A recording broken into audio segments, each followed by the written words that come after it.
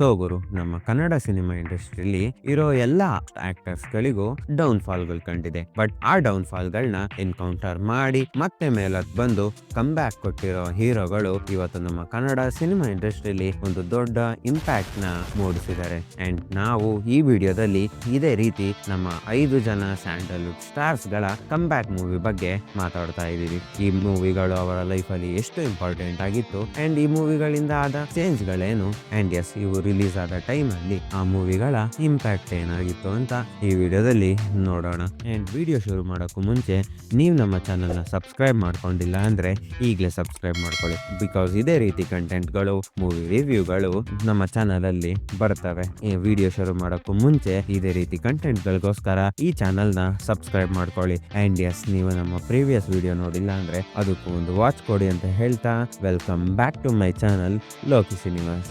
ನಮ್ಮ first movie ಬಗ್ಗೆ ಮಾತಾಡೋದಾದ್ರೆ, ದರ್ಶನ್ ತೂಗುದೀಪ್ ಅವರ ಲೈಫ್ ಅಲ್ಲೇ ಒಂದು ಡೌನ್ ಫಾಲ್ ಕಾಣ್ತಿದ್ದ ಟೈಮ್ ಅದು. ನಮ್ಮ ಡಿ ಬಾಸ್ ಅವರ ಲೈಫ್ ಅಲ್ಲೇ ಆಫ್ ಸ್ಕ್ರೀನ್ ಆಗಿರ್ಬೋದು ಅಥವಾ ಆನ್ ಸ್ಕ್ರೀನ್ ಆಗಿರ್ಬೋದು ತುಂಬಾನೇ ಕಾಂಟ್ರವರ್ಸಿಗಳು ನಡೀತಾ ಇದ್ವು. ಫ್ಯಾನ್ಸ್ ಗಳು ಒಂದು ಹಿಟ್ ಮೂವಿಗೆ ಅಥವಾ ಒಂದು ಕಮ್ ಬ್ಯಾಕ್ ಮೂವಿಗೆ ಕಾಯ್ತಾ ಇದ್ರು. ಅಂಡ್ ಆ ಟೈಮ್ ಅಲ್ಲಿ ರಿಲೀಸ್ ಆದ ಮೂವಿನೇ ಸಾರಥಿ. ಮೈಥಾಲಜಿಕಲ್ ಕನೆಕ್ಟೆಡ್ ಸ್ಟೋರಿ ಆಗಿರ್ಲಿ, ಆ ಮೂವಿಲಿ ನಮ್ಮ ದರ್ಶನ್ ಅವರ ಆಕ್ಟಿಂಗ್ ಆಗಿರ್ಲಿ, ವಿಜುವಲ್ಸ್ ಆಗಿರ್ಲಿ, ವಾವ್ ಗೈಸ್, ಅದೊಂದು ಜನರೇಷನಲ್ ಹಿಟ್ ಅಂತ ಹೇಳ್ಬೋದು. ಆ ಮೂವಿ ತಂದ ಇಂಪ್ಯಾಕ್ಟ್ ಬಗ್ಗೆ ಎಲ್ಲರಿಗೂ ಗೊತ್ತು ಗೈಸ್. ಆ ಮೂವಿ ಬಂದಿರ್ಲಿಲ್ಲ ಅಂದಿದ್ರೆ ಇವತ್ತು ನಮ್ಮ ಬಾಕ್ಸ್ ಆಫೀಸ್ ಸುಲ್ತಾನ ಏನಾಗ್ತಿದ್ರೋ ಗೊತ್ತಿಲ್ಲ. ಬಟ್ ಎಸ್, ದರ್ಶನ್ ಅವರು ಈ ಮೂವಿಲಿ ಬರೀ ಆಕ್ಟಿಂಗ್ ಮಾಡಿರ್ಲಿಲ್ಲ, ಒಂದೊಂದು ಸ್ಕ್ರೀನ್ ಗಳಲ್ಲೂ ಒಂದೊಂದು ಫ್ರೇಮ್ ಅಲ್ಲೂ ಕೂಡ ಆ ಕತೆನ ಜೀವಿಸ್ತಿದ್ರು ಅಂತ ಹೇಳ್ಬೋದು. ಥಿಯೇಟರ್ ಅಲ್ಲಿ ಒಂದೊಂದು ಡೈಲಾಗುಗೂ ವಿಷಲ್ಗಳು, ಫ್ಯಾನ್ಸ್ ಗಳು ತಮ್ಮ ಕಣ್ಣಲ್ಲಿ ಕಣ್ಣೀರ್ನ ಹಾಕಿದ್ರು. ಬಿಕಾಸ್ ಅವರ ಹೀರೋ ಅವತ್ತು ಕಮ್ ಬ್ಯಾಕ್ ಮಾಡಿದ್ದ.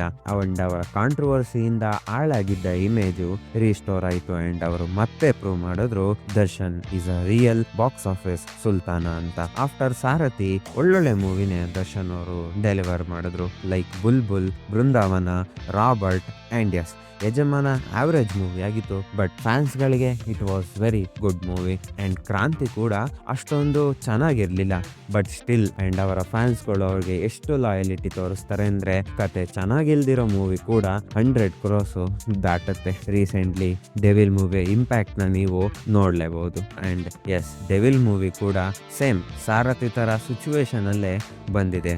ನೋಡೋಣ ಈ ಮೂವಿ ಅವರಿಗೆ ಒಂದು ಕಮ್ ಬ್ಯಾಕ್ ಆಗಿ ಬರುತ್ತಾ ಅಥವಾ ಒಂದು ನಾರ್ಮಲ್ ಮೂವಿಯಾಗೆ ಉಳ್ಕೊಳುತ್ತಾ ಅಂತ. ನಮ್ಮ ಸೆಕೆಂಡ್ ಮೂವಿ ಬಗ್ಗೆ ಮಾತಾಡೋದಾದ್ರೆ, ಪುನೀತ್ ರಾಜ್ಕುಮಾರ್ ಅವರು 2010 and 15 ಬಿಟ್ವೀನ್ ಅಲ್ಲಿ ತುಂಬಾ ಮೂವಿಗಳು ಮಾಡಿದ್ರು. And back to back 4 industrial flop ಗಳನ್ನ ಕೂಡ ಕೊಟ್ಟಿದ್ರು. ಅಂಡ್ ಆ ಟೈಮಲ್ಲಿ ನಮ್ಮ ಅಪ್ಪು ಅವರು ಕೂಡ ಸ್ವಲ್ಪ ರೀಮೇಕ್ ಮೂವಿಗಳನ್ನೇ ಮಾಡ್ತಾ ಇದ್ರು. ಅವು ಕತೆಗಳು ಚೆನ್ನಾಗಿದ್ರೆ ಅಂಡ್ ಆ ಸ್ಟೋರಿಯಲ್ಲಿ ಇಂಪ್ಯಾಕ್ಟ್ ಇದ್ರೆ ಮಾತ್ರ ಮಾಡ್ತಾ ಇದ್ರು. ಅಂಡ್ ಅಂತ ಟೈಮಲ್ಲೇ ಮಹೇಶ್ ಬಾಬು ಅವರ ಮೂವಿನ ರೀಮೇಕ್ ಮಾಡಿದ್ರು, ಅದೇ ಪವರ್. ಅಂಡ್ ಯಾವಾಗ ಪವರ್ ಮೂವಿ ಡ್ರಾಪ್ ಆಯ್ತೋ, ಆ ಡ್ಯಾನ್ಸ್ ಗಳಾಗ್ಲಿ, ಆ ಹಾಡ್ಗಳಾಗ್ಲಿ, ಡ್ಯಾನ್ಸ್ ನ ಸ್ಟೆಪ್ ಗಳಾಗ್ಲಿ, ಒಂದೊಂದು ಫ್ರೇಮ್ ಅಲ್ಲಾಗ್ಲಿ ಪುನೀತ್ ರಾಜ್ಕುಮಾರ್ ಅವರು ಅವ್ರನ್ನ ಯಾಕೆ ಪವರ್ ಸ್ಟಾರ್ ಅಂತ ಕರೀತಾರೆ ಅಂತ ಪ್ರೂವ್ ಮಾಡಕ್ಕೆ ಬಂದಂಗಿತ್ತು. ಅಂಡ್ ಥಿಯೇಟರ್ ಅಲ್ಲಿ ಮಾತ್ರ ಅವತ್ತು ಹಬ್ಬನೇ ಆಗೋಗಿತ್ತು ಅಂತ ಹೇಳ್ಬೋದು. ಅಂಡ್ ಆಫ್ಟರ್ ದಟ್ ಅವರು ಒಳ್ಳೊಳ್ಳೆ ಮೂವಿಗಳನ್ನೇ ಕೊಟ್ಟಿದ್ರು. ಅಂಡ್ ಎಸ್, ಪುನೀತ್ ಅವರು ಒಂದು ಕನ್ಸಿಸ್ಟೆಂಟ್ ಜರ್ನಿನ ಮೇಂಟೈನ್ ಮಾಡಿದ ಹೀರೋ ಆಗಿದ್ರು. And after power movie Ranavikrama ಆಗಿರ್ಬೋದು, ರಾಜ್ಕುಮಾರ್ ಆಗಿರ್ಬೋದು ಅಂಡ್ ನಟ ಸಾರ್ವಭೌಮ ಆಗಿರ್ಬೋದು, ಒಳ್ಳೊಳ್ಳೆ ಮೂವಿಗಳನ್ನೇ ಕೊಟ್ರು. ಅಂಡ್ ಎಸ್, ಪರ್ಸನಲಿ ನನ್ಗೆ ಪವರ್ ಮೂವಿ ತುಂಬಾನೇ ಇಷ್ಟ ಆಗಿದೆ. ಅಂಡ್ ನಮ್ಮ ಥರ್ಡ್ ಮೂವಿ ಬಗ್ಗೆ ಮಾತಾಡೋದಾದ್ರೆ, ನಮ್ಮ ಸುದೀಪ್ ಅವರ ಲೈಫ್ಗೆ ಒಂದು ಕಮ್ ಬ್ಯಾಕ್ ತಂದು ಕೊಟ್ಟ ಮೂವಿ. ಅಂಡ್ ಈ ಮೂವಿನ ನಮ್ಮ ಸುದೀಪ್ ಅವರೇ ಡೈರೆಕ್ಟ್ ಮಾಡಿದ್ರು, ಅದೇ my autograph. Yes, before this movie Sudeep ಅವರ ಆಕ್ಟಿಂಗ್ ಜನರ ಜೊತೆ ಅಷ್ಟೊಂದು ಕನೆಕ್ಟ್ ಆಗ್ತಿರ್ಲಿಲ್ಲ. ಬಟ್ ಯಾವಾಗ ಮೈ ಆಟೋಗ್ರಾಫ್ ಮೂವಿ ರಿಲೀಸ್ ಆಯ್ತು, ಸುದೀಪ್ ಅವರ ಡೈರೆಕ್ಷನ್ ಟಾಪ್ ನಾಚ್ ಆಗಿತ್ತು. ಎಸ್, ಸಿನಿಮಾ ಸ್ಲೋ ಆಗಿತ್ತು, ಬಟ್ ಜನ ಅದಕ್ಕೆ ಕನೆಕ್ಟ್ ಆಗಕ್ಕೆ ಸ್ಟಾರ್ಟ್ ಆದ್ರು. ಅದು ಮೋರ್ ಪೊಯಟಿಕ್ ಆಗಿತ್ತು ಅಂಡ್ ಜನರ ಮನ್ಸಲ್ಲಿ ಉಳ್ಕೊಳೋ ತರ ಆ ಕ್ಯಾರೆಕ್ಟರ್ ಬಿಲ್ಡ್ ಆಗಿತ್ತು. ಜನ ಇದಕ್ಕೆ ವಿಷಲ್ ಹೊಡಿಲಿಲ್ಲ, ಪಟಾಕಿ ಹೊಡಿಲಿಲ್ಲ, ಬಟ್ ಮನ್ಸಲ್ಲೇ ತಮ್ಮ ಹಳೆ ನೆನಪುಗಳನ್ನ ನೆಂದು ಹತ್ರು. ಅಂಡ್ ಇಲ್ಲೇ ಜನ ಈ ಮೂವಿ ಜೊತೆ ಕನೆಕ್ಟ್ ಆಗಿತ್ತು. ಇದು ಒಬ್ಬ ನಾರ್ಮಲ್ ಮನುಷ್ಯನ ಲೈಫ್ ಮೇಲೆ ಬೇಸ್ ಆಗಿತ್ತು. ಅಂಡ್ ನಿಮ್ಗೆ ಗೊತ್ತಿರಂಗೆ ಸುದೀಪ್ ಅವ್ರನ್ನ ಅಭಿನಯ ಚಕ್ರವರ್ತಿ ಅಂತ ಸುಮ್ನೆ ಕರೆಯೋಲ್ಲ. ಈ ಮೂವಿಲು ಅದೇ ರೀತಿ ಆಕ್ಟಿಂಗ್ ಮಾಡಿದ್ರು, ಅದ್ರ ಜೊತೆಗೆ ಫಿಲಂ ಮೇಕರ್ ನ ಒಂದು ಮುಖ ಕೂಡ ತೋರ್ಸಿದ್ರು. ಆಫ್ಟರ್ ಮೈ ಆಟೋಗ್ರಾಫ್, ಮುಸ್ಸಂಜೆ ಮಾತಾಗಿರ್ಬೋದು, ಜಸ್ಟ್ ಮಾತಲ್ಲಿ ಆಗಿರ್ಬೋದು, ಅಂಡ್ ಕೆಂಪೇಗೌಡ ಮೂವಿ ಅಂತೂ ಬ್ಲಾಕ್ ಬಸ್ಟರ್ ಮೂವಿಗಳನ್ನ ಕೊಟ್ರು. ಅಂಡ್ ಸುಮಾರು ಜನಕ್ಕೆ ಅನ್ಸುತ್ತೆ ಸುದೀಪ್ ಅವರ ಕಮ್ಬ್ಯಾಕ್ ಮೂವಿ ಕೆಂಪೇಗೌಡ ಅಂತ, ಬಟ್ ನೋ ಗಾಯ್ಸ್, ಸುದೀಪ್ ಅವರ ಕಮ್ಬ್ಯಾಕ್ ಮೂವಿ ಮೈ ಆಟೋಗ್ರಾಫ್ ಅಂತ ನನಗೆ ಸ್ಟ್ರಾಂಗ್ಲಿ ಅನ್ಸುತ್ತೆ. ನೆಕ್ಸ್ಟ್ ಮೂವಿ ಬಗ್ಗೆ ಮಾತಾಡೋದಾದ್ರೆ, ಒಂದು ಇಂಡಸ್ಟ್ರಿಲಿ ಒಳ್ಳೆ ಆಕ್ಟಿಂಗ್ ಸ್ಕಿಲ್ಸ್ ಇದ್ರು ಎಷ್ಟು ಫ್ಲಾಪ್ ಮೂವಿಗಳು ಕೊಡ್ಬೋದು? 1, 2 ನೋ. ನಮ್ಮ ಶ್ರೀ ಮುರಳಿ ಅವರು ಹತ್ತತ್ರ 5 ಬ್ಯಾಕ್ ಟು ಬ್ಯಾಕ್ ಫ್ಲಾಪ್ ಮೂವಿಗಳನ್ನ ಕೊಟ್ಟಿದ್ದ ಟೈಮಲ್ಲಿ ಅವರ ಕೈ ಹಿಡಿದಿದ್ದು ಪ್ರಶಾಂತ್ ನೀಲ್ ಅವರು. ಅಂಡ್ ಗೈಸ್, ಈ ಮೂವಿಯಿಂದ ನಮ್ಮ ಕನ್ನಡ ಸಿನಿಮಾ ಇಂಡಸ್ಟ್ರಿಗೆ ಒಬ್ಬ ದೊಡ್ಡ ಆಕ್ಟರ್ ಆಗಿರ್ಬೋದು ಅಂಡ್ ನೆಕ್ಸ್ಟ್ ಲೆವೆಲ್ ಡೈರೆಕ್ಟರ್ ಸಿಕ್ಕಿದ್ರು. ಅದೇ ಉಗ್ರಂ. ಎಸ್ ಪ್ರಶಾಂತ್ ನೀಲ್ ಅಂಡ್ ಶ್ರೀ ಮುರಳಿ ಅವರ ಒಂದು ಡೆಡ್ಲಿ ಕಾಂಬಿನೇಷನ್ ಅಂತಾನೆ ಹೇಳ್ಬೋದು ಉಗ್ರಂನ. ಅಂಡ್ ಆ ಡಾರ್ಕ್ ಟೋನ್ ಆಗಿರ್ಬೋದು, ವಿಜುವಲ್ಸ್ ಆಗಿರ್ಬೋದು, ಡೈಲಾಗ್ ರೈಟಿಂಗ್ ಆಗಿರ್ಬೋದು, ಅಂಡ್ ನನ್ಗೆ ಜಾಸ್ತಿ ಮೂವಿಗಳಲ್ಲಿ ಇಷ್ಟ ಆಗೋದೇ character development and word development. ಇದು ಎಲ್ಲಾ ವಿಷಯಗಳನ್ನು ಕವರ್ ಮಾಡಿದ ಮೂವಿ ಉಗ್ರಂ ಆಗಿತ್ತು. ಅಂಡ್ ಶ್ರೀ ಮುರಳಿ ಅವರ ಫ್ಯಾನ್ಸ್ಗೆ ಇದು ಒಂದು ಹಬ್ಬ ಆಗಿತ್ತು. ಅಂಡ್ ಶ್ರೀ ಮುರಳಿ ಅವರೇ ಪರ್ಸನಲ್ ಆಗಿ ಹೇಳೋ ತರ ಅವರ ಲೈಫ್ ಅಲ್ಲಿ ಒಂದು ದೊಡ್ಡ ಡೌನ್ ಫಾಲ್ ನ ಕಾಣ್ತಿದ್ದ ಟೈಮ್ ಅಲ್ಲಿ ಮಾಡಿದ ಮೂವಿನೇ ಉಗ್ರಂ. ಅಂಡ್ ಬರೀ ಶ್ರೀ ಮುರಳಿ ಅವರ ಫ್ಯಾನ್ಸ್ಗೆ ಅಂತ ಅಲ್ಲ, ತುಂಬಾ ಜನ ನ್ಯೂಟ್ರಲ್ ಫ್ಯಾನ್ಸ್ ಗಳಿಗೆ, ಬೇರೆ ಹೀರೋ ಫ್ಯಾನ್ಸ್ ಗಳಿಗೂ ಕೂಡ ಉಗ್ರಂ ಮೂವಿ ತುಂಬಾನೇ ಇಷ್ಟ ಆಗಿತ್ತು. ಅಂಡ್ ಇದ್ರಿಂದ ನಮ್ಮ KGF ಆಗ್ಲಿ, KGF 2 ಆಗ್ಲಿ, ಅಂಡ್ ಇವತ್ತು ಸಲಾರ್ ಮೂವಿ ಕೂಡ ಇದೇ ಸ್ಟೋರಿನ ಸ್ವಲ್ಪ ಎಕ್ಸ್ಟೆಂಡ್ ಆಗಿ ಡಿಫ್ರೆಂಟ್ ಆಗಿ ಹೇಳಿ ಇಡೀ ಇಂಡಿಯಾದಲ್ಲೇ ಹಿಟ್ ಮಾಡಿದ್ದಾರೆ.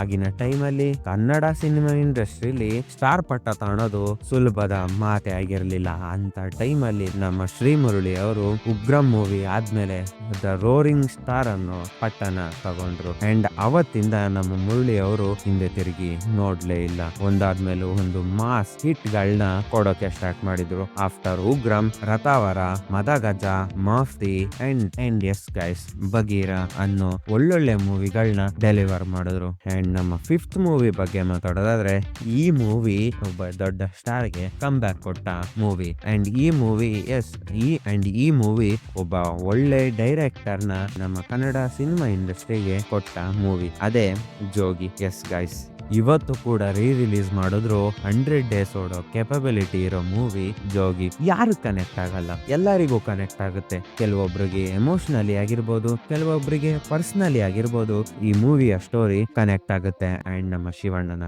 ಆಕ್ಟಿಂಗ್ ಈ ಮೂವಿಲಿ was too emotional, too raw and too innocent acting ನ ಈ ಮೂವಿಲಿ ಮಾಡಿದ್ದಾರೆ. ಅದು ನಮ್ಮ ಶಿವರಾಜ್ ಕುಮಾರೇ ಆಗಿರ್ಬೋದು, ಅಂಡ್ ಅವರ ಅಮ್ಮನ್ ಪಾತ್ರ ಮಾಡಿರೋ ನಮ್ಮ ಶಂಕರ್ ನಾಗ್ ಅವರ ವೈಫೇ ಆಗಿರ್ಬೋದು, ತುಂಬಾ ಚೆನ್ನಾಗಿ ಮೂವಿನ ಮಾಡಿದ್ದಾರೆ. ಅಂಡ್ ಎಸ್, ನಾನು ಹೇಳ್ದಾಗೆ ಈ ಮೂವಿ ನಮಗೆ ನಮ್ಮ ದೊಡ್ಡ ಸ್ಟಾರ್ ನ ಕಮ್ ಬ್ಯಾಕ್ ಕೊಡ್ತು ಅಂಡ್ ನಮ್ಮ ಇಂಡಸ್ಟ್ರಿಗೆ ಒಬ್ಬ ಒಳ್ಳೆ ಡೈರೆಕ್ಟರ್ ನ ಕೊಡ್ತು. ಅಂಡ್ ಅವರೇ ನಮ್ಮ ಜೋಗಿ ಪ್ರೇಮ್. ಅಂಡ್ ಎಸ್, ಜೋಗಿ ಪ್ರೇಮ್ ಅವರ ತುಂಬಾ ಮೂವಿಗಳು ಅನ್ಕೊಂಡಂಗೆ ಹಿಟ್ ಆಗಲ್ಲ, ಬಟ್ ಜೋಗಿ ಮೂವಿ ತುಂಬಾನೇ ಚೆನ್ನಾಗಿ ಹಿಟ್ ಆಯ್ತು ಅಂತ ಹೇಳ್ಬೋದು. ಆಫ್ಟರ್ ಜೋಗಿ ನಮ್ಮ ಶಿವಣ್ಣ ತುಂಬಾ ಇಂಡಸ್ಟ್ರಿಯಲ್ಲಿ ಹಿಟ್ ಗಳನ್ನ ಕೊಟ್ರು, ಬ್ಲಾಕ್ ಬಸ್ಟರ್ ಗಳನ್ನ ಕೊಟ್ರು. ಅಂಡ್ ಇವತ್ತು ಕೂಡ ಅವರು ಸ್ಕ್ರೀನ್ ಮೇಲೆ ನಡೆದ್ ಬಂದ್ರೆ ಸಾಕು, ಅವರನ್ನ ನಾವು ಥಿಯೇಟರ್ ಅಲ್ಲೇ ಕುತ್ಕೊಂಡು ಫೀಲ್ ಮಾಡಬಹುದು. ಅಂಡ್ ಅದನ್ನ ಬರೀ ಕನ್ನಡ ಸಿನಿಮಾ ಇಂಡಸ್ಟ್ರಿ ಫ್ಯಾನ್ಸ್ ಅಲ್ಲ, ತಮಿಳ್ ಅವರಾಗಿರ್ಬೋದು, ತೆಲುಗು ಅವರಾಗಿರ್ಬೋದು ಫೀಲ್ ಮಾಡಿದ್ದಾರೆ. ಅಂಡ್ ರೀಸೆಂಟ್ ಆಗಿ ಇವರು ತುಂಬಾ ಒಳ್ಳೊಳ್ಳೆ ಮೂವಿಗಳನ್ನ ತೆಗೆದ್ರು. ಬಜರಂಗಿ ಆಗಿರ್ಬೋದು, ಟಗರು ಆಗಿರ್ಬೋದು, ಅಂಡ್ ಎಕ್ಸ್ಪೆಷಲಿ ವೇದ ನನಗೆ ತುಂಬಾ ಇಷ್ಟ ಆಯ್ತು. ಬಿಕಾಸ್ ಇದರಲ್ಲಿ ಸೇಮ್ ಎಮೋಷನಲ್, ರಾ, ಇನ್ನೋಸೆಂಟ್ ಆಕ್ಟಿಂಗ್ ನ ನಮ್ಮ ಶಿವಣ್ಣ ಮತ್ತೆ ಮಾಡಿದ್ರು. ಅಂಡ್ ಎಸ್, 45 ಮೂವಿ ಇದೇ ತಿಂಗಳಲ್ಲಿ ರಿಲೀಸ್ ಆಗ್ತಾ ಇದೆ. ನೋಡೋಣ ಆ ಮೂವಿಲಿ ನಮ್ಮ ಶಿವಣ್ಣನವರ ಆಕ್ಟಿಂಗ್ ಹೆಂಗಿರುತ್ತೆ ಅಂತ.